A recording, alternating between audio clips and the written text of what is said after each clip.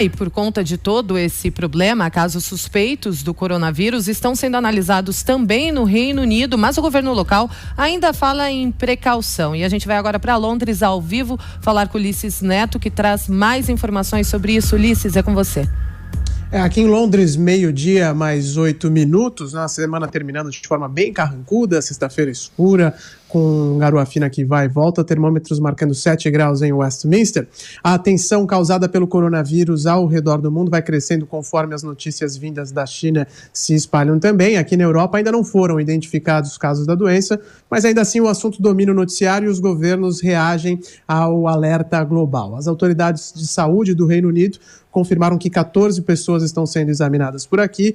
Todas estiveram em Wuhan, na China, e apresentaram alguns dos sintomas relacionados ao vírus, como febre e falta de ar.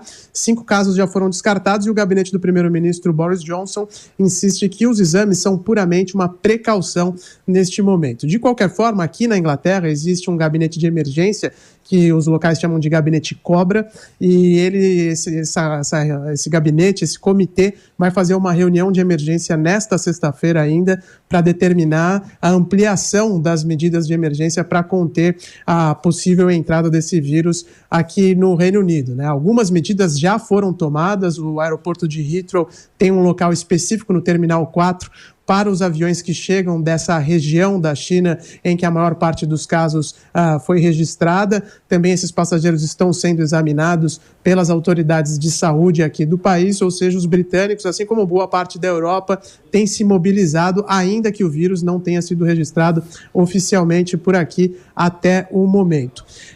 Estão todos de olho aqui, a região também, sobre como os chineses estão lidando com essa situação, porque é muito difícil conter o vírus num país com bilhões de pessoas, com centenas de milhões de pessoas sendo potencialmente contaminadas, né? E essa região de Wuhan tem sido a que mais sofre isolamento nesse momento, tem cerca de 11 milhões de habitantes. A região está sem transporte público e os trens e aviões que deixam a cidade também foram cancelados para tentar evitar que o vírus se espalhe ainda mais. Essa região é considerada como a Detroit chinesa, por abrigar grandes montadoras de veículos, e Wuhan tem uma capacidade de produção anual superior a 2 milhões de veículos. É quase o que o Brasil consumiu, o que o Brasil comprou, por exemplo, de veículos novos no ano passado, para a gente colocar as coisas em perspectiva.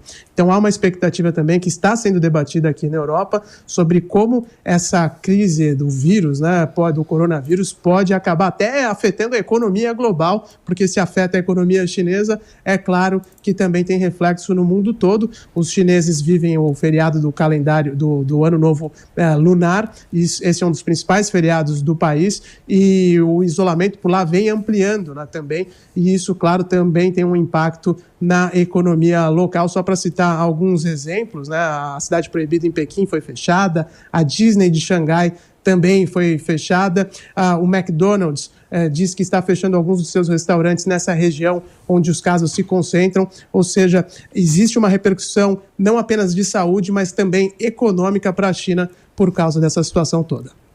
É verdade, Ulisses, direto de Londres, a qualquer momento outras informações.